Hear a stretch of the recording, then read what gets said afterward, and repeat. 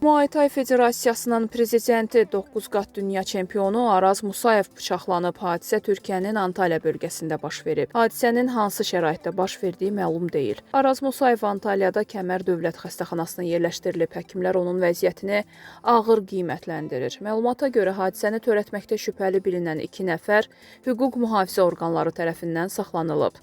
Xatırladaq ki, Araz Musayev barəsində mətbuatda bir neçə qalmaqallı məqalə yayımlanmışdı. Jurnalistləri hədələdiyi üçün Araz Musayev ötən il Fövqəladə Hallar orqanlarından xaric edilib.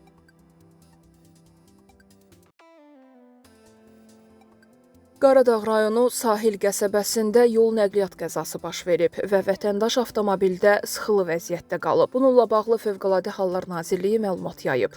Bildirilib ki, hadisə yerinə dərhal Nazirliyin xüsusi riskli xilasetmə xidmətinin xilasediciləri cəlb edilib.